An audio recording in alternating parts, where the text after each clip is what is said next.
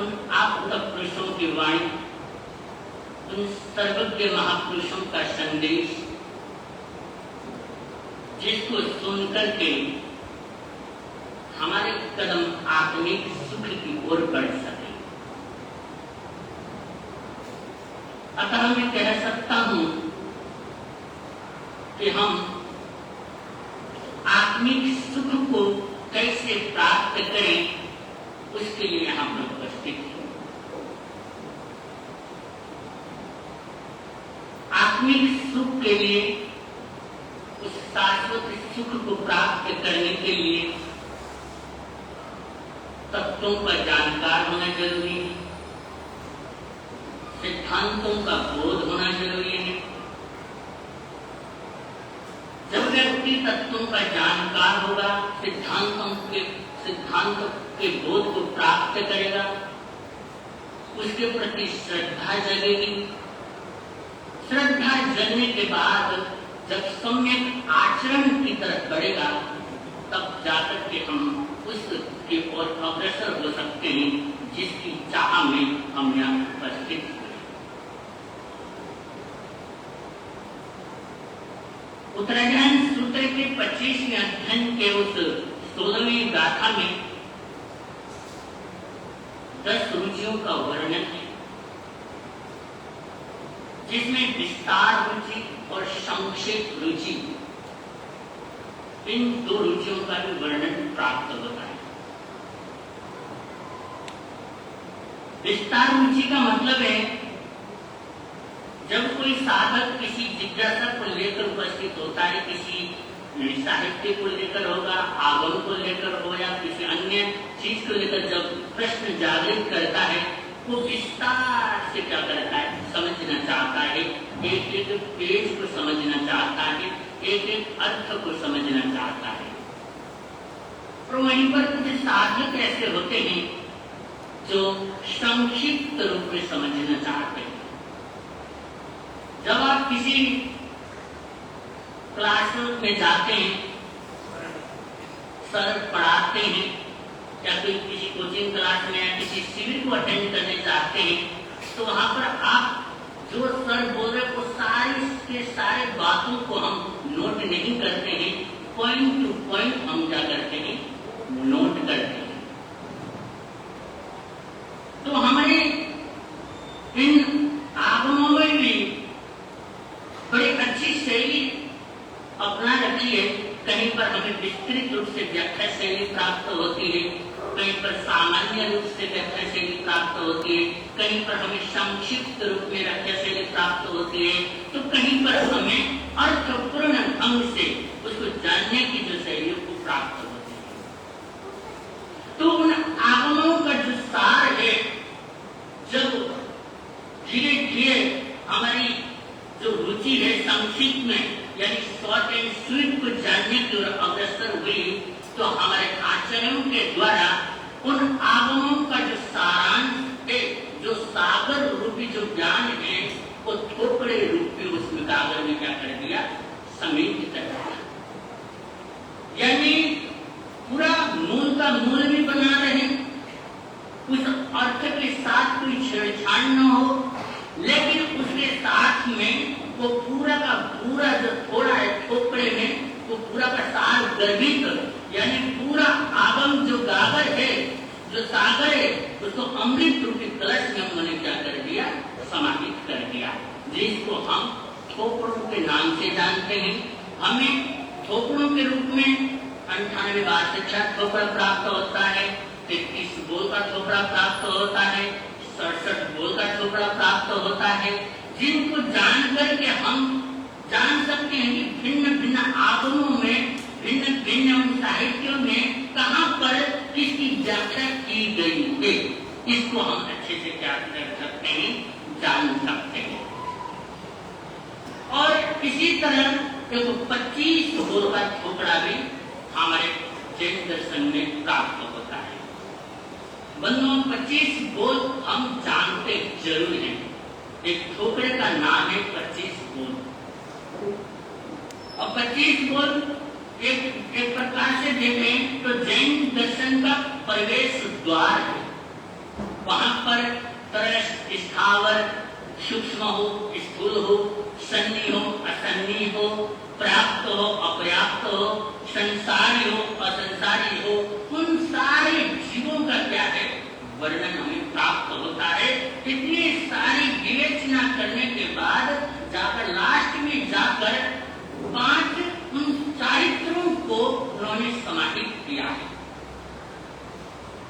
और इसके माध्यम से, इस 25 बोल के माध्यम से ही हम जान सकते हैं हमारी आत्मा का ज्ञान क्या है, हमारे आत्मा का धर्म क्या है, उसका गुण क्या है। आत्मा का नहीं, दुनिया की आत्माओं का भी ज्ञान उसमें समाहित है। वहां पर ज्ञान जानने योग्य बात क्या है, जानकर छोड़ने योग्य बात क्या है, और जानकर ग्रहण करने योग्य बात क्या है, जिसे शास्त्रीय दृष्टि से में हेय और उपादेय की दृष्टि से इन शब्दों की परिभाषा से वहां पर क्या किया गया है, परिभाषित किया गया है। जब यहाँ पर पहुंचते हैं 25 बोल का जो पहला जो बोल है वो है पहले बोले गति 4, इतना तक तो हम समझते हैं। पहला बोले गति है, यह श्रीमद् थानाम सूत्र का है, वहां पर जीवा विगम सूत्र में भी कहीं पर प्राप्त होता है, समवायन सूत्र के अंतर्गत भी प्राप्त होता है। जब हम जानते हैं कि पहले बोले गति 4, लेकिन श्रीमद् थानाम सूत्र में 5 गतियों का क्या है वर्णन प्राप्त होता है। और 4 गति तो आप धन्यवादी समझते हैं, नरक गति, मनुष्य गति, क्रियंश गति और देव गति। और जो पंचम गति है वो सिद्ध गति की मानी गई है।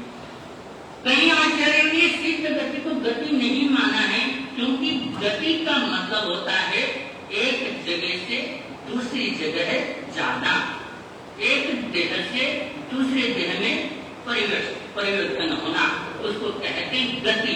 गति करना, गमन, एक अवस्था।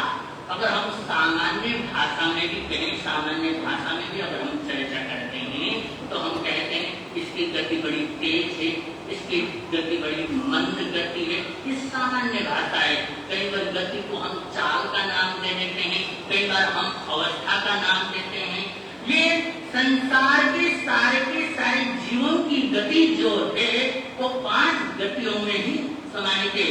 जीव या तो नरक में जाएगा, या मनुष्य में जाएगा, या त्रियंश में जाएगा, या देव गति में जाएगा, या फिर सिद्ध गति में जाएगा। इन गतियों में ही हमारी आत्मा इधर से उधर जाती है। लेकिन जब एक बार सिद्ध गति में पहुंचने के बाद, उस सिद्ध अवस्था को प्राप्त करने के बाद, सिद्ध शिला में विराजमान होने के पश्चात वहां से गमन नहीं होता।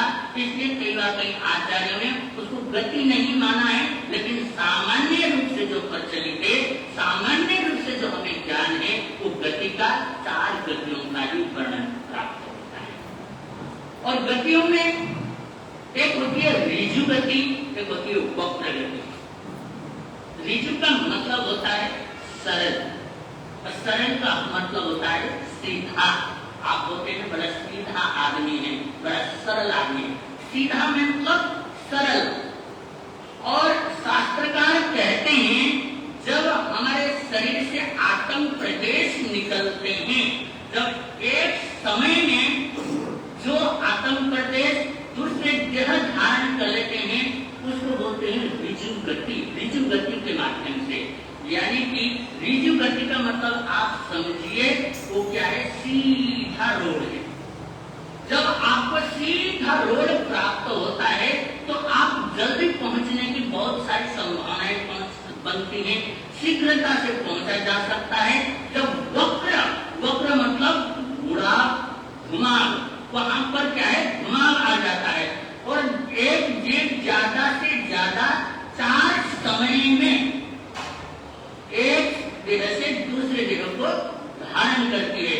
पहला जो ऋजु स्वभाव वाला होगा, ऋजु उसका स्वभाव होगा, सरलता होगा, उसका जो आत्म प्रदेश जो है वो सीधा पहुंचते हैं। उसको ज्यादा से ज्यादा एक समय का टाइम लगता है। और जैन दर्शन में समय की जो व्याख्या है बड़े अचंभित, बहुत बड़ी मार्मिक, बड़ी सूक्ष्म व्याख्या है। जब हम एक बार आंखें की जो पलकें हैं वो झपकाते हैं तो इतने में असंख्यात समय बीत जाते हैं, असंख्यात समय।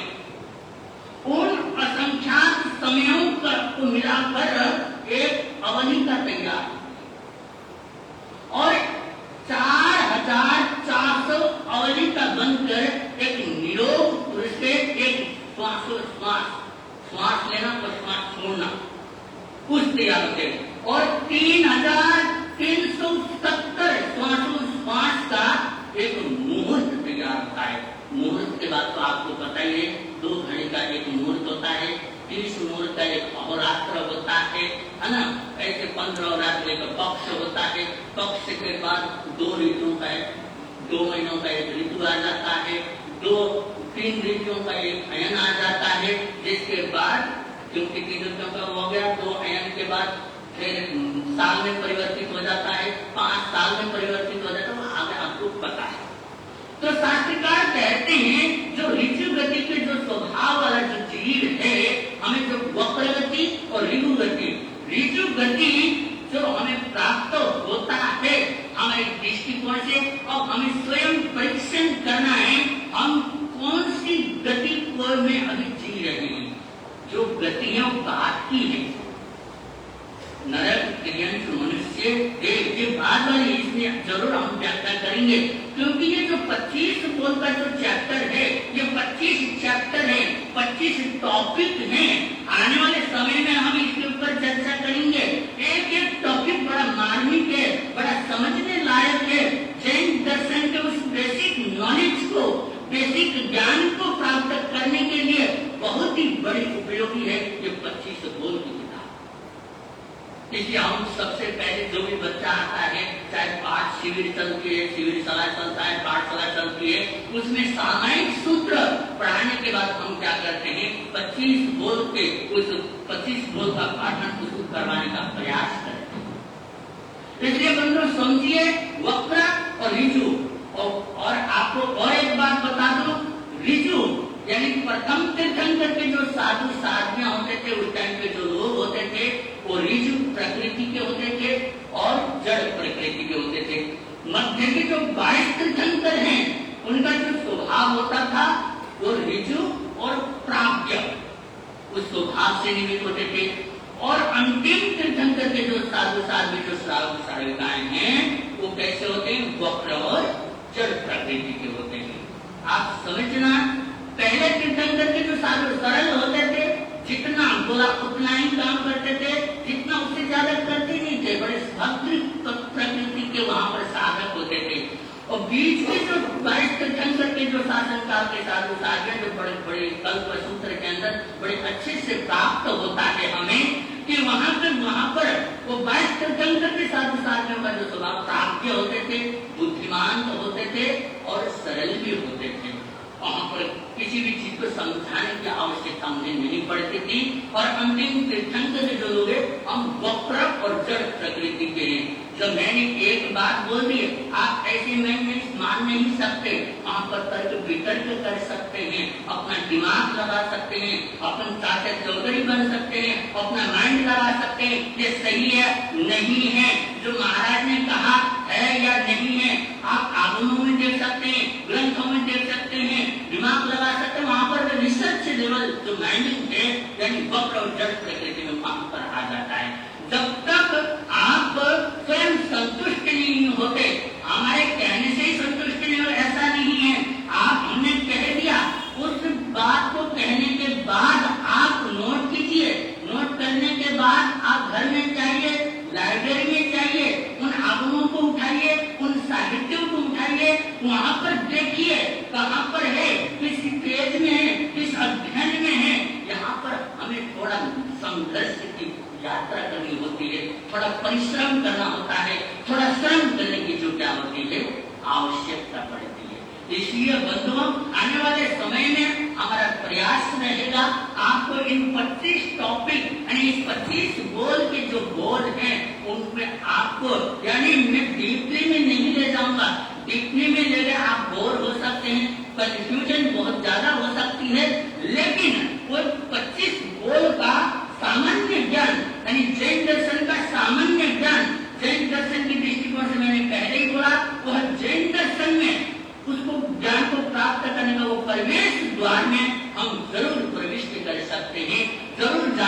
हैं, उन नरकों की स्थिति क्या है, नरक में कैसे जाते हैं, किन किन कर्म बंधनों के कारण हम नरक में जाते हैं, मनुष्य गति में जाते हैं, देव में जाते हैं या दिव्यांश में जाते हैं, उनके आयुष्य प्रकृति कैसे क्या क्या होगी, वो जैसे ही आने वाले समय में जैसा भी अवसर प्राप्त होगा आपके समक्ष लाने का मैं प्रयास करूंगा। आराध्य गुरुदेव की वाणी आ रही है, सुनिए, जीवन को धन्य बनाइए। इन्हीं चंद्रमानी शब्दों के साथ नमो सिद्धार्थ।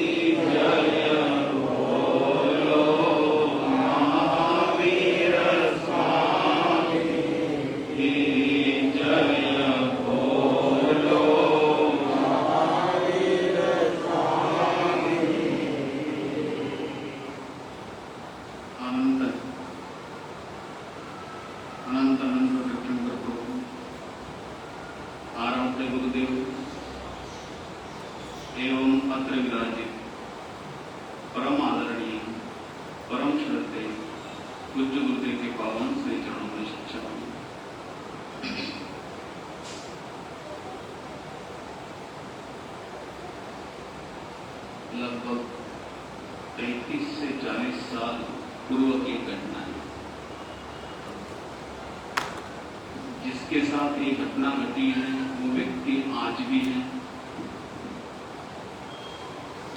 मेरठ में रहने वाला एक भाई, एक परिवार पूज्य गुरुदेव के चरणों में वर्षों से वो लोग रहे हैं, संस्कारों में संस्कारित रहे, जैन दर्शन से उन्होंने गुरुओं से ज्ञान सीखते रहे और एक समय आने के बाद, उम्र होने के बाद पारिवारिक जीवन में जीते हुए सर्जिकल का काम करने लगे। उन्होंने स्वयं की घटना मुझे सुनाई।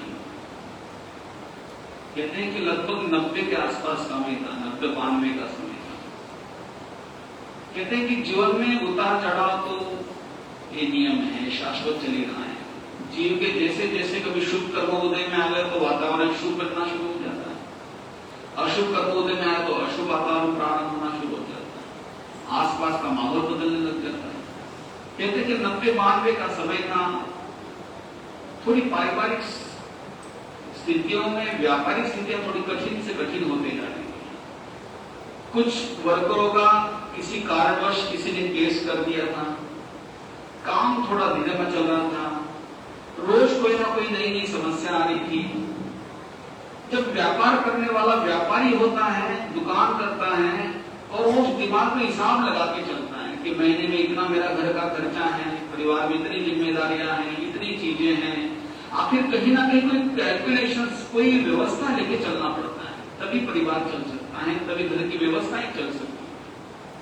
कहते हैं कि मैं फैक्ट्री लगाई थी, फैक्ट्री चलती रही कई सालों से, लेकिन कभी कभी उतार चढ़ाव की वजह से ऐसी परिस्थिति होगी कि ऐसा लगता था पता नहीं कुछ एक आधा अच्छा काम मिल जाए तो कुछ बैकलॉग है वो भर जाए, कुछ जो कमी आई हुई वो ठीक हो जाए।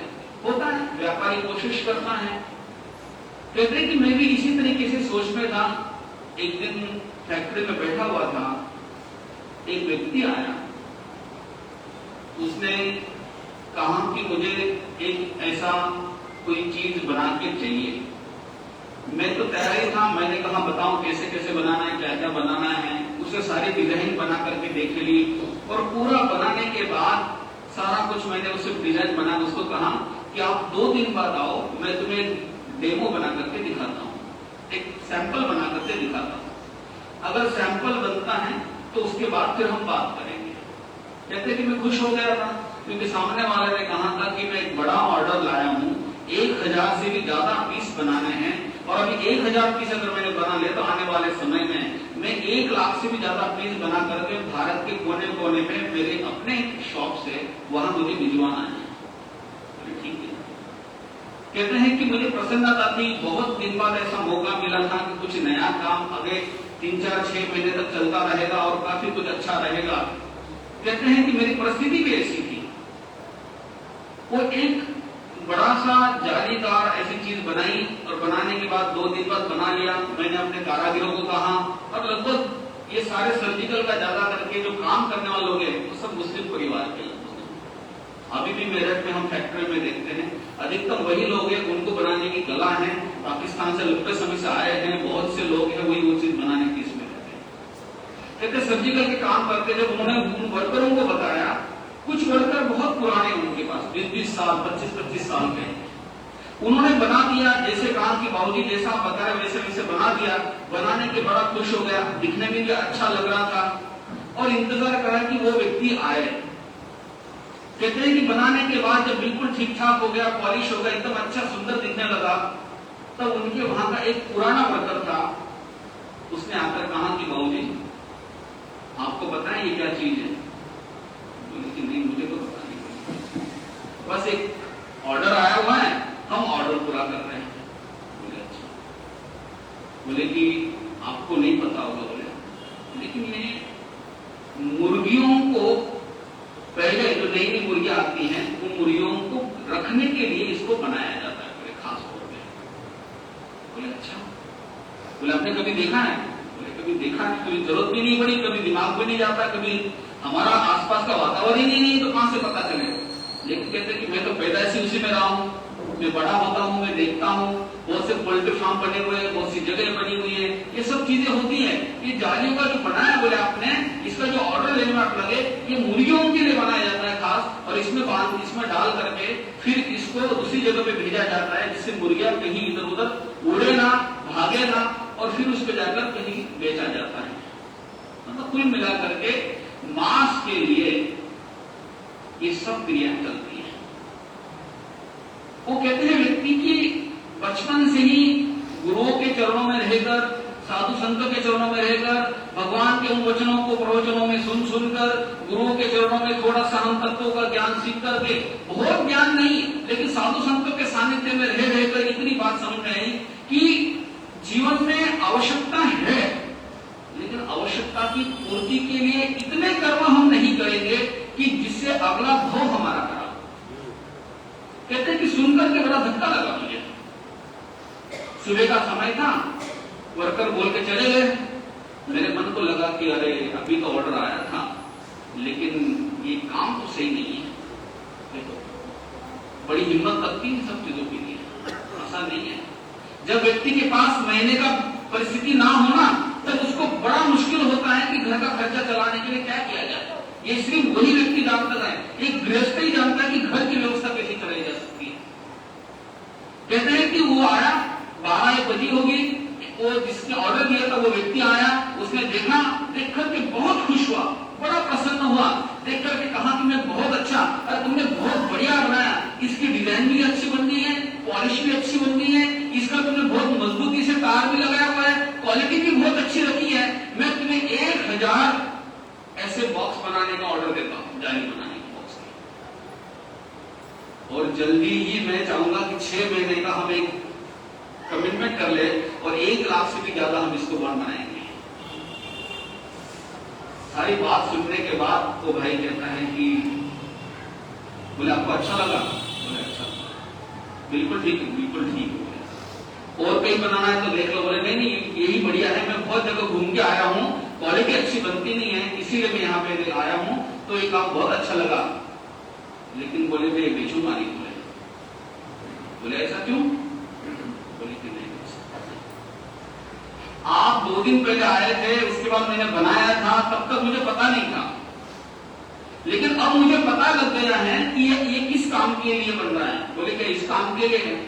बोले हाँ, मेरा काम है, मैं आगे बेचता हूं तो इससे आगे काम चलता है।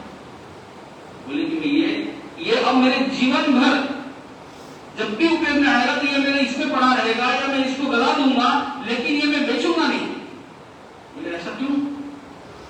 बोले कि शायद आपको पता नहीं, मैं जैन परिवार से हूं, मैं बचपन से ही धन कमाने के प्रति हमारा रुझान होता है, हमें जन्म से ही अच्छी बुद्धि मिली रहती है, हमें 1-1 रुपए का संग्रह करने का, संभालने का एक गुण होता है, हमारे खून में ही सारी चीजें आई रहती है। व्यापार के लिए हमें किसी बड़ी डिग्री की जरूरत नहीं पड़ती है। बच्चा जैन परिवार में, व्यापारिक परिवार में बच्चा घर में पैदा होते ही उसको व्यापार की कलाएं उसके पिता के साथ बैठने से प्राप्त हो जाती है। दुनिया में हजारों डिग्री आप देखिए लेते हैं, लेकिन एक जैन परिवार के व्यापारी के बच्चे के साथ बिना डिग्री वाला व्यक्ति फेल हो जाएगा, उसके अंदर पेशेंस, सीधे सब आती है। कहते मैं जैन परिवार से हूं, मेरे अंदर व्यापार के सारे संस्कार है, धन के प्रति मेरा भी अनुकूल राग है, लेकिन इतना होने पर भी मुझे जैन परिवार में, जैन संस्कारों में मैं बड़ा हूं, मैं अहिंसा के इन कार्यों में आगे बढ़ते हुए हिंसा के काम में सहयोग नहीं कर सकता। उस व्यक्ति ने बहुत उसको कन्विंस किया कि अरे तुझे थोड़ी हिंसा करनी है, तुझे थोड़ी पाप करना है, तू थोड़ी इसके अंदर को निमित्त करना है, तू थोड़ी इसमें काम में आ रहा है, तूने बेच दिया, माल बेच दिया, विषय खत्म हो गया, अब वो सामने वाला वो जाने, उनका काम जाने। लेकिन वो कहते हैं कि मैं बचपन से अपने गुरुओं से यही सुना है, हमारे जैन धर्म में तो यही बात बताई जाती है, पाप करने वाला, करवाने वाला, करने की क्रिया करने वाला, सहयोग करने वाला, उसको बेचने वाला, उसका आगे अनुमोदन करने वाला, ये सब पाप के भागी है। न्याय संपन्न विभव, सूत्र समझ में आ रहा है क्या? न्याय पूर्वक धन का उपार्जन करना चाहिए। किसने करना चाहिए? किसने करना चाहिए? एक सदगृहस्थ ने। गृहस्थ नहीं, गृहस्थ तो हजारों, दुनिया में लाखों करोड़ों लोग हैं, बहुत अलग अलग तरीके से काम कर रहे हैं, बहुत अलग अलग तरीके से व्यापार कर रहे हैं, कोई अंतर नहीं है, लोग कोई हिसाब ही नहीं बचा है। आज धन कमाने के लिए कितने स्तर पे गिर सकते हैं जिसकी कोई कल्पना नहीं कर सकते। हम तो बहुत 2-4 घटनाएं सुनते हैं, लोगों की बातें, आप तो लोगों के बीच में रहते हैं, रोज सुनते हैं। बहुत से लोग तो रोज अपने साथ जो घटनाएं घटती उसके साथ जीते हैं। अभी पीछे एक भाई आया था 3-3.5 महीना पहले, उन्होंने कहा कि उनकी चाची की कैंसर की मरीज थी, उनका इलाज चल रहा था हॉस्पिटल में, बड़े हॉस्पिटल में मुंबई के। उन्होंने कहा जब उनको एक इंजेक्शन देना था तो हॉस्पिटल में कहा कि इंजेक्शन 52,000 रुपए का है, और कहते हैं कि आगे 6 इंजेक्शन उनको देने थे, तो उनको कहा कि इंजेक्शन बाहर से ला सकते? बोले हाँ ला सकते। बोले आप? कहते हैं मेरे परिचित थे, मैंने उनको फोन लगाया, वो इंजेक्शन 7,000 रुपए का आया बाहर से। ये कोई नई घटना नहीं बता रहा हूं, तुम लोग रोज सुनते हैं सब बात। आप समझिए 52,000 रुपए का इंजेक्शन है 7,000 का। अब उस 7,000 में भी सामने वाला कमाई कर रहा होगा। अगर जिसका जो व्यापार है, भगवान कहते हैं व्यापार करने में दोष नहीं है। 10 श्रावकों के व्यापार को अगर आप देखोगे तो हम तो कुछ भी नहीं उनके सामने।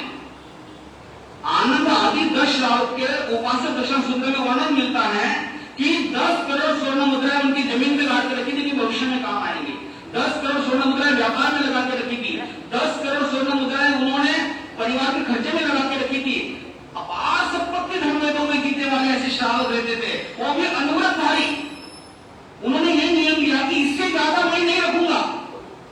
तब जा तो दान कर सकते थे, तब जाके के वो सामाजिक जीवन में जी सकते थे, तब समाज को कल्याण परोपकार का काम कर सकते थे। धन कमाने के लिए मनाही नहीं की गई है, आप जितना मर्जी धन कमाओ, लेकिन धन कमाना न्यायपूर्वक रूप से होना चाहिए। इतने पाप, इतनी हिंसा, इतना लोगों का नुकसान, जहां पर लोगों के हेल्थ के साथ खिलवाड़ होता हो, जहां लोगों के मानसिक कष्ट दिए जाते हो, जहां हिंसा का लगातार बढ़ने वाला हो, जहां पर एनिमल प्रोडक्ट बेचे जाते हो, ऐसी कौन सी भी चीज हम ना बेचे। ये अन्यायपूर्वक, ये गलत तरीके से धन, ये पापकारी क्रियाओं से धन पैदा लेने वाला जैसा होता है। इसलिए कहा जाता है कि आचार्य हेमचंद्र जी कहते हैं कि एक गृहस्थ ने अगर सदगृहस्थ बनना है, एक अच्छा श्रावक बनने की तरफ जाना है, श्रावक व्रतों में आगे जाना है, सदगृहस्थ बनना है, घर परिवार में रहते व्यापार भी करना है, तो व्यापार करते हुए कैसे करना? न्याय संपन्न विवाह, न्याय पूर्वक धन का उपार्जन करना चाहिए। कदम कदम पे आपके पास में प्रलोभन है, बहुत प्रलोभन है संसार में। लोग व्यापार करते, 1000 प्रकार के प्रलोभन मिलते रहते हैं। कोई बोलेगा तुम ये माल बेच दो, कोई एक्सपायरी डेट के माल बेचने के लिए कहेगा, कोई उसको आगे पीछे हिसाब करके बोलेगा, कोई खोटा तो खोटा माप की बात करेगा, कोई भेद सम्मेलन की बातें करेगा। लेकिन आपको बहुत दृढ़ता से इसमें आगे बढ़ना पड़ेगा। वो व्यक्ति कहता है इतनी खराब परिस्थिति मेरी चल रही थी, कभी कभी तो 50 रुपए में मेरे जेब में नहीं रहते थे, लेकिन उस कठिन परिस्थिति में भी अपने संस्कार, अपने गुरुओं के दिए हुए संस्कार, अपने तीर्थंकरों के वचनों को अपने मन में धारण करके हमें अहिंसा के मार्ग पर आगे बढ़ना है, हिंसात्मक क्रियाएं नहीं करनी है। ऐसी दृढ़ जो आत्म बल है, अपने वचनों को, गुरुओं के वचनों के प्रति दृढ़ श्रद्धा बढ़ाना, ये हर एक के बस की बात नहीं है। जब ये सब चीजें आती हैं, तब फिर कोई चीजें प्रलोभन से व्यक्ति प्रलोभित नहीं बन सकता है, किसी प्रलोभन से प्रलोभित नहीं बन सकता है। आज भी वो व्यक्ति आते हैं, यहाँ भी 2-3 बार अभी भी आके गए हैं। मैं जब भी उनसे पूछता हूँ, वो कहते हैं कि आज भी मेरे मन में कोई ग्लानि नहीं है कि मैंने इतना बड़ा ऑर्डर छोड़ दिया। मुझे इस बात की खुशी है आज भी कि मैं आज भी संतुष्ट हूँ कि कम से कम मैंने अपने भोग खराब नहीं करे, मैंने अपने जन्म खराब नहीं करे।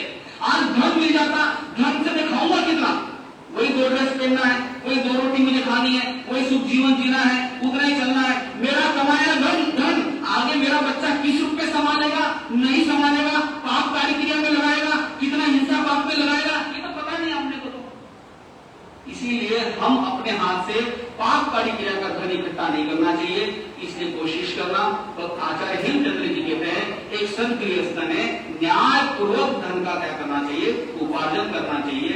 ऐसे अगर हम सूत्रों को लेकर आगे बढ़ेंगे, ऐसे आचरण को लेकर अगर हम बढ़ेंगे, तो एक सदगृहस्थ हम बन सकते हैं। अच्छे सदगृहस्थ बनने वाला ही अच्छे श्रावक बन सकता है, अच्छा श्रावक ही मुक्ति के मार्ग की तरफ आगे बढ़ सकता है। इन बातों को आचरण में लाओगे तो निश्चित हम आगे बढ़ेंगे।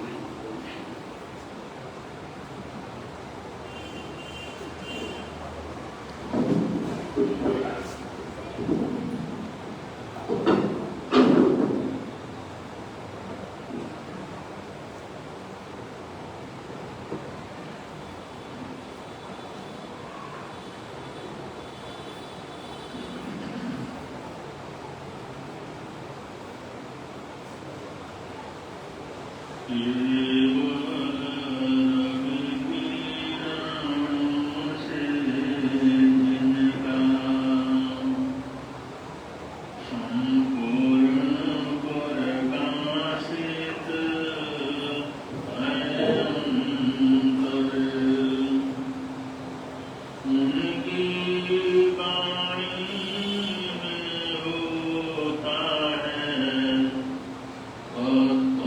का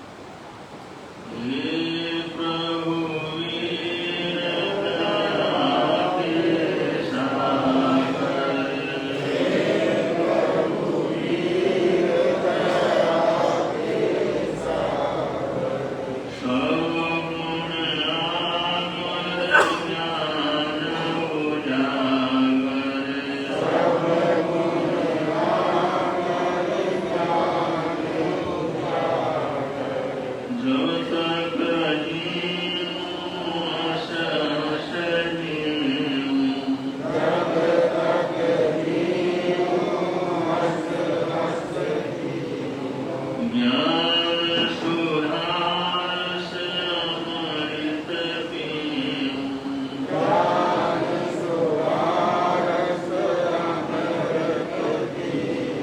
हे प्रभु वीर दया के सागर।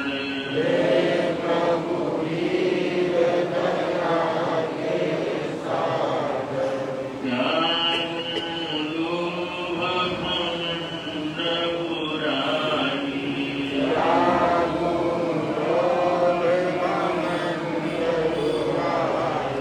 साऊं सबकी नित्य भलाई।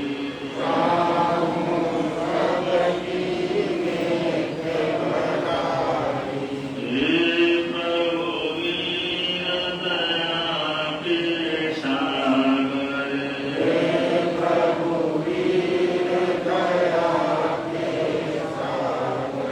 जो करना हो अच्छा करना।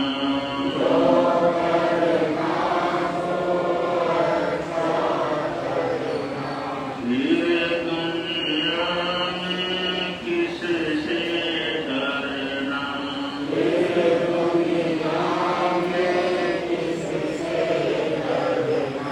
हे प्रभु मेरा मन हो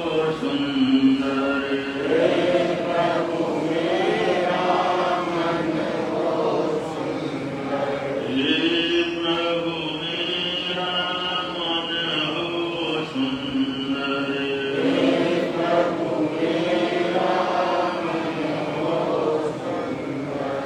वाणी सुंदर जीवन सुंदर।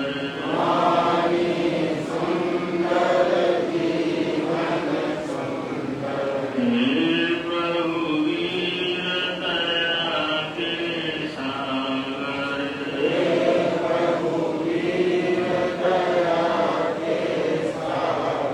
सब गुण आगर ज्ञान उजागर।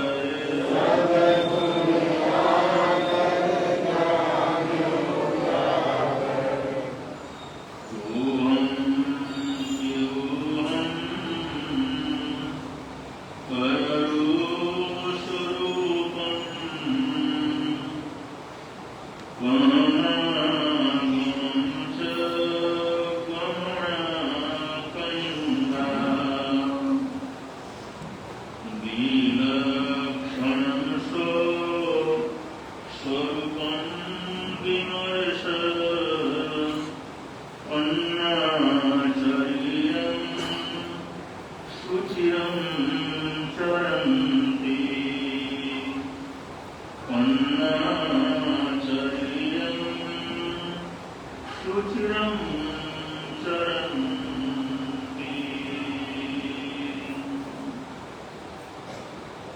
आगम ज्ञानाचार्य के सबसे पहले सूत्र का सामान्य वर्णन पिछले प्रवचनों के अंदर हुआ। उसका दूसरा जो है ये सूत्र है कहना गमंच गमना कहिंगा। हम सबको हमेशा ये चिंतन करना चाहिए, ये सोचना चाहिए, ये जिज्ञासा करनी चाहिए। कहना गमंच कि मैं आया कहां से हूं।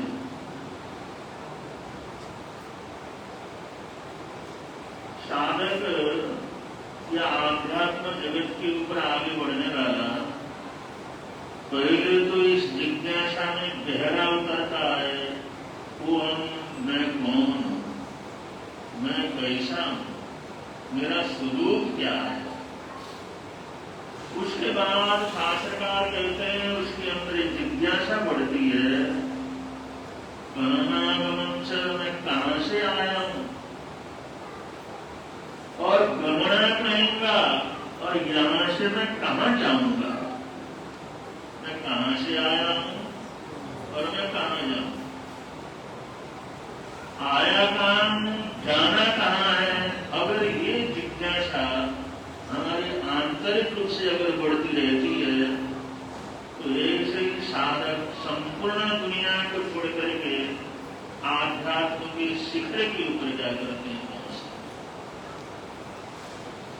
ये आध्यात्म जगत के लिए, आत्म साधना के लिए शास्त्रकारों ने सूत्र बतलाए हैं। इनकी जिज्ञासा की जाती है और उस जिज्ञासा में तहरीर से अंदर तक जुड़ा जाता है। फिर अपने अंदर से ही कोई उसका उत्तर भी आता है।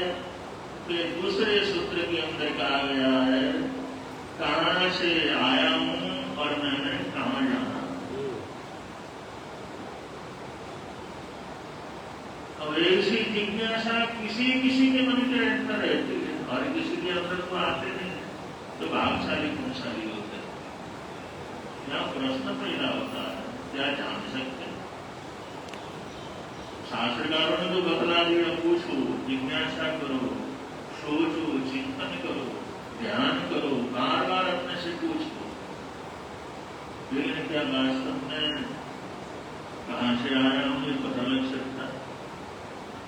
क्या मैं कहां जाऊंगा ये पता लग सकता है? ये सबसे पहले जिज्ञासा क्या होती है? पैदा होती है।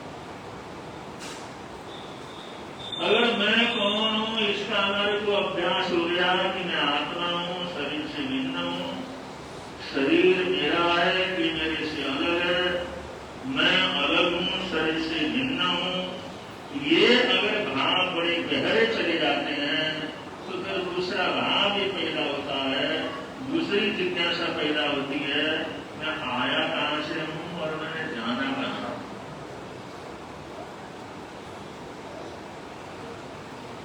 दुनिया में रहते हुए तो दुनिया में तो हम ये रोज सोचते हैं, जहां भी जाते हो पता रहता है मैं घर से आया, और ये भी पता रहता है मैं लौट करके घर जाना। चाहे दुनिया के कोने कोने में कहीं पर भी जाए, यात्रा के लिए जाए, तीर्थ यात्रा के लिए जाए, घूमने के लिए जाए, यीशु असरत के लिए जाए, आपको पता भी रहता है, जानकारी रहती है मैं कहां से आया हूं। और ये भी लाभ रहता है कब मैंने कहा कि किस समय जाकर नहीं जाना। इसका तो सबको ख्याल रहता है, सबको जानकारी रहती है, लेकिन वास्तव में जो हम हैं, मैं हूं, जो आत्मा हूं, वो कहां से आया और कहां जाना है, इसके प्रति जिज्ञासा जल्दी जल्दी क्या करते आते। इसलिए तो आध्यात्म बड़ा कठिन काम होता है। हमारी जिज्ञासा ही पैदा नहीं होती, हमारा सोच ही पैदा नहीं होता, हमारे विचार ही पैदा नहीं होते। जब विचार ही नहीं पैदा होते, प्रश्न ही पैदा नहीं होता, तो हम आध्यात्म दशा के अंदर कहां आगे बढ़ेंगे। इसलिए दूसरा जो है ये चिंतन का विषय है, गहरा चिंतन का विषय है। मैंने कहां से मैं आया और मैंने जाना कहां। और ये शास्त्रकारों ने इसके अंदर बतलाया है कि तुम अगर गहराई से सोचो, अपने अंदर बहुत गहराई से चिंतन करो, तो तुम्हारे को पता लग जाएगा मैं कहां से आया हूं और कहां मैंने क्या करना है। और जाने आने के चार चीज अभी हमारे तीर्थेश में नारायण साहब ने हमको बताया। 25 मूलिका, पहला टुकड़ा, 4 गति, उसमें नरक गति, त्रियंत्र गति, मनुष्य गति और देव गति। भाई अनंताकाल से इसके अंदर परिवर्तन कर रहे हैं। अनंत बार हमारा आना जाना हुआ है, लेकिन ये ज्ञान न होने के कारण से, ये जिज्ञासा न होने के कारण से, ये जानकारी न होने के कारण से, इस तरह न सोचने के कारण से अनंत काल से हम संसार के अंदर भटके हुए। तो शास्त्रकार कहते हैं आएंगे तो हम कहां से आएंगे, तो नरक से आएंगे, त्रियंत्र गति से आए होंगे, मनुष्य गति से आए होंगे, या देव गति से आए होंगे। तो वो इससे प्रार्थना करता है भगवान में, क्या इसका पता लगाया जा सकता है? हमारे अंदर जब तक ज्ञान नहीं होता, अवधि ज्ञान नहीं होता, मनोपर्य ज्ञान नहीं होता, केवल ज्ञान नहीं होता, हम विशेष रूप से साधना करके ज्ञान प्राप्त नहीं करते। उससे पहले भी क्या सिर्फ जिज्ञासा से, सिर्फ चिंतन मनन करने से ये पता लगाया जा सकता है मैं कहां से आया हूं। शास्त्रकार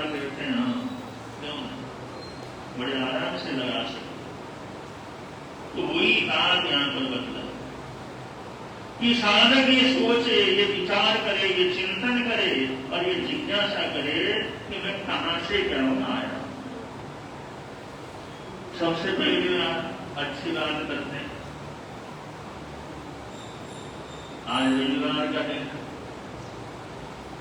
और आप लोगों ने दो सामायिक किए और बड़े अच्छे ढंग से आप लोग सामायिक के अंदर उपस्थित हुए हैं, बड़ी सद्भावना से आए हैं, बड़ी आह्वान किया। आप लोगों ने बहुत अच्छी तरह से हमारे हाथ को दाद दिया। ये हमारे लिए बड़े सौभाग्य की बात है। आप लोगों का प्रेम, आप लोगों का स्नेह, आप लोगों का सद्भाव पहले की तरह है।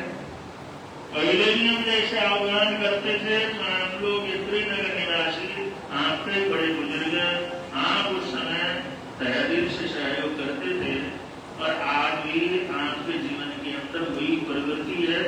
इसके लिए हमारे को बड़ी खुशी और प्रसन्नता। और पूरे दिल्ली में ये चर्चा है, पूरे दिल्ली के अंदर चर्चा है कि व्याख्यान में रौनक तो त्रिनगर में होती है। सब लोग कहते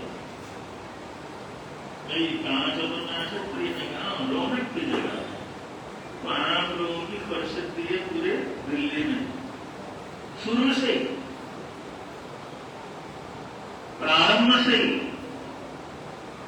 जब रोशनलाल जी महाराज साहब यहाँ पर विराजमान से तब से ही जहां के लिए और उपस्थिति के लिए त्रिनगर का पहले नाम क्या करता है कि वहां रौनक बहुत अच्छी रहे, वहां लोग बहुत अच्छी तरह से आते हैं। इस बात को आप लोग बराबर संभाल करके रखे हुए हैं। इसके लिए आप सबको बहुत बहुत मंगल कामनाएं, सद्भावनाएं देते हैं।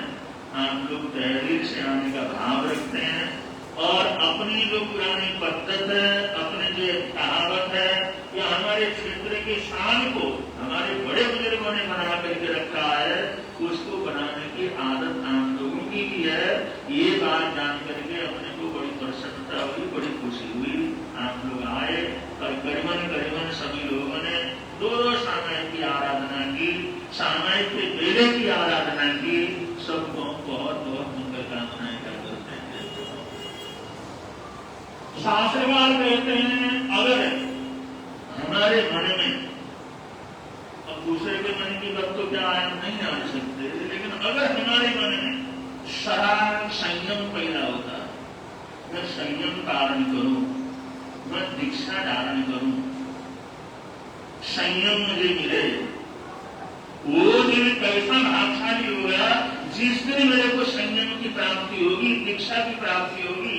अगर ये भाव कभी भी आपके मन के अंदर आता हो तो ये समझ लो आप लोग देवलोक से आए हो। तो शास्त्र का आपने बतलाया अगर ये शराब संयम की भावना अगर पैदा होती है, शराब संयम का सोच पैदा होता है, अरे भाई मैं भी दीक्षा लूंगा, कभी मौका ऐसा चांस हो जाए, ऐसा मौका हो जाए, ऐसी कृपा हो जाए, मैं भी कभी न कभी दीक्षा जाता हूँ। दीक्षार्थी को देख करके, दीक्षा का माहौल देख करके, दीक्षा का मान सम्मान देख करके, या किसी के त्याग तपस्या को देख करके, या बिना देखे भी अगर इंसान के मन के अंदर शराब संयम का मतलब दीक्षा की भाव पैदा होते हैं, अगर हमारे अंदर ये विचार पैदा होते हैं तो समझ लो हम कहां से आए हैं।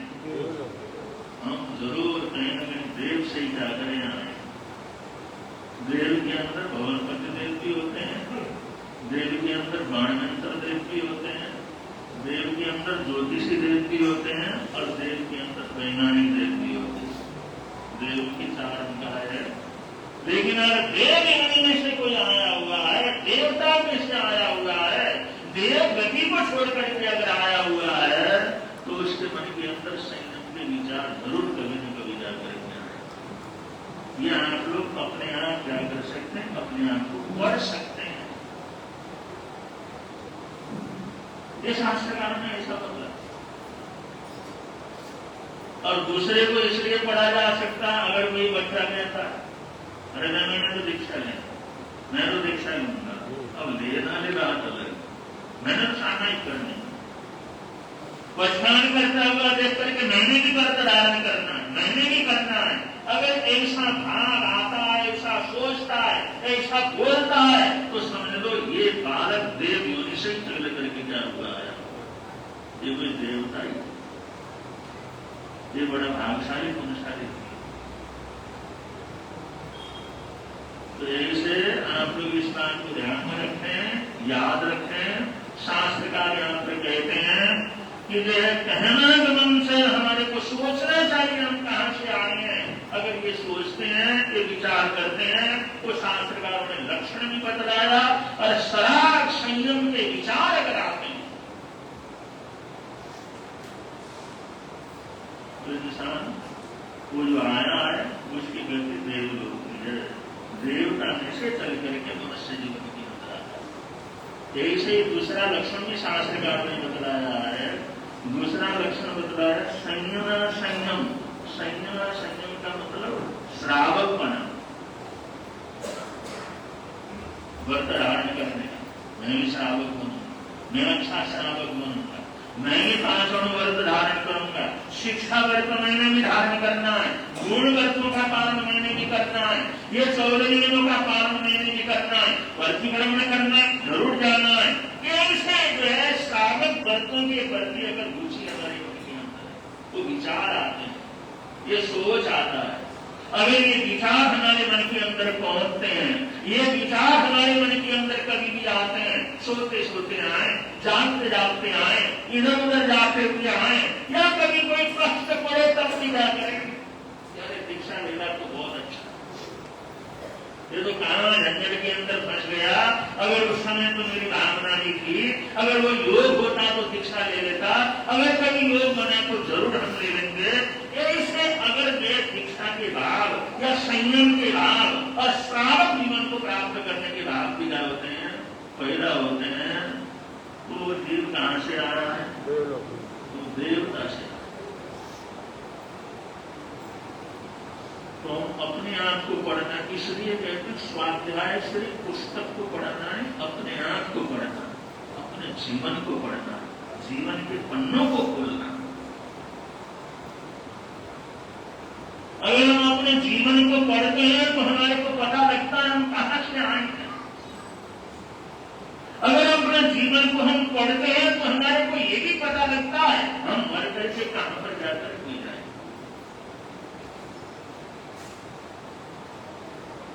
तो ये स्वाध्याय की प्रवृत्ति, ये स्वाध्याय के माध्यम से अपने आप को पढ़ते हुए, अपने आप को ये जानते हुए, अपने आप को जानने की जिज्ञासा करते हैं, अपने मन को पढ़ते हैं, अपने अंतर के भावों का अगर एनालिसिस करते हैं, उनको पढ़ना प्रारंभ करते हैं, तो हमारी पहली गति जाती, ये भी हमारे को पता लग जाता है। और ये गति छोड़ करके हम कहाँ जाएंगे इसका पता भी इंसान को लग जाता है। लेकिन सुना हुआ न हो तो ध्यान में क्या करता नहीं है। और सुना तो आप लोगों ने बहुत बार है, सारी जिंदगी प्रवचन आप लोग सुनते ही हैं। और इस तरह से किसी ने सुनाया नहीं सुना बात अलग है, और कहीं से इस तरह की बात आपके सामने कभी आई या नहीं आई बात अलग है। लेकिन इससे आप लोग बड़े आराम से अपने जीवन को तो पढ़ी सकते कहां से आया। शराब संयम, संयम संयम, यही परिवर्तियां हैं जो ये आत्मा हमारी जो यहाँ पर आई हुई है, ये देव गति को छोड़ करके आई है। इस बात का क्या करता है पता लगता है। बाल तक, बाल तक का मतलब होता है पड़ोसी कहता आज तो मैं व्रत करूंगा, उसके मन में हम भी करेंगे। वो पड़ोसी कहता भाई हम तो संतोषी देवी के व्रत कर रहे हूं, अरे चलो हम भी कर लेते हैं संतोषी देवी को। अब क्या होता है क्या नहीं होता है, क्या है इसकी भी बात नहीं है, ये तर्क नहीं है। लेकिन किसी को करते हुए देख करके तो हम भी कर लेते हैं, हम भी कर लेते हैं, इसे हमारे को भी करना चाहिए। कहीं पर भी अगर ऐसी कोई तब जब की बात अगर चलती है तो आदमी का जोश आ जाता है, हम नहीं करें, क्यों नहीं वो करें, हम ही करेंगे। अब कैसे करना है, क्या नहीं करना है, उसको कोई अता पता नहीं है। जब उस तरह का एनालिसिस भी नहीं करता, उतनी बुद्धि भी नहीं होती, लेकिन फिर भी कहीं ऐसी बात होती है तो जरूर मन के अंदर क्या करता है। अगर कोई कहता हम सोमवार के व्रत रखते हैं, चलो भी रख लेते हैं, हम भी रख लेते हैं। और ऐसे कहीं भी कोई प्रसंग इस प्रकार से आता है जो कि समझ पूर्वक, ज्ञान पूर्वक, जानकारी पूर्वक, संयम पूर्वक वो तपस्या करना, ये जो श्रेष्ठ तप कहलाता है, कर्मों की निर्जरा होती है। और कभी भी किसी तरह का ऐसा कठिन तप वगैरह देखता है, कहीं कठिन तप देखता है तो सोचता है तो मैं भी करूं, मैं भी कर लूं इससे। ये बाल तप की भावना बार बार उनके अंदर क्या करती है। और इसी तरह एक लक्षण और शास्त्रकारों ने बतलाया, एक लक्षण का जिक्र और शास्त्रकारों ने कहा, अकाम निर्जरा। अकाम निर्जरा का मतलब ये होता है अगर हमारी आदत ऐसी हो, जैसे हमने सोचा कि चलो आज तो भोजन करेंगे, आराम से करना है, भोजन करने हैं, और भोजन लेकर के बैठा हुआ, खाने की इच्छा हो रही है, तैयारी भी हो रही है, उसके दादा निकाल रहे, आज तो दशमी है भाई, आज तो कम से कम आंचल करना चाहिए, आज तो व्रत करना चाहिए, अरे आज तो बड़ी तिथि है, आज तो व्रत कर सकते हो, आज पक्षी है, आज तो कर सकते हो। अगर ऐसा कोई कहे तो मन ना हुआ कि सोचता मैं कर लेता हूँ, तो दादाजी ने बोला है कर देना, माँ ने बोला है चलो कर देना, भूख लगी है, करने का मन नहीं है, करने की इच्छा नहीं है, लेकिन किसी ने बोल दिया, बड़े बुजुर्गों ने बोला, किसी गुरुदेव ने बोला, किसी दादा दादी ने बोला, मम्मी पापा ने बोला, वे आज तो इतना अच्छा दिन था, आज तो तपस्या करना चाहिए, आज तो भोजन छोड़ना चाहिए, आज तो एक अच्छी हरी का बिल्कुल हाथ भी नहीं लगाना चाहिए, खाने की बड़ी इच्छा थी, तैयारी थी, लेकिन तत्काल क्या कर देता है, छोड़ देता है। तो ऐसी जो प्रवृत्ति होती है हम सबकी किसी की भी ऐसी प्रवृत्ति हो सकती है। अगर ऐसी प्रवृत्ति है, ऐसे लक्षण अगर हमारे जीवन के अंदर है, तो शास्त्रकार कहते हैं हम लोग देव पने से चल करके मनुष्य जीवन के अंदर आएंगे। ये बड़ी अच्छी बात है। अगर हमारे मन के अंदर हमेशा ये आए मैं तो देवलोक से आया हुआ हूँ, देवता से आया हूँ, तो कम से कम कोई गलत काम करते समय तक ध्यान तो रहेगा, देवता होकर के क्या काम करेगा, देवगति से आया तो क्या सोच रहा हूं मैं, और देवगति का देवगति छोड़ करके आए, ये क्या धंधा करने लग रहा हूं, ये क्या सोच रहा हूं, ऐसा थोड़ी कर सकता हूं, देवगति से आया हुआ हूं। तो ये भाव पैदा होने के बावजूद भी अनेक प्रकार के पापों से उसका बचाव हो। जैसे हमारे बल्लू मुनि महाराज ने बतलाया, जरूरत थी, बड़ा उत्साह था, इतना बड़ा ऑर्डर मिला था, घर के अंदर दिवाली हो रही थी, सब लोग कहते तो बहुत अच्छा हुआ, लेकिन जैसे पता लगा ये तो मांस के पेटिंग के लिए है, मांसाहार के लिए है, जीव हत्या के लिए है, मन मसूल करता है,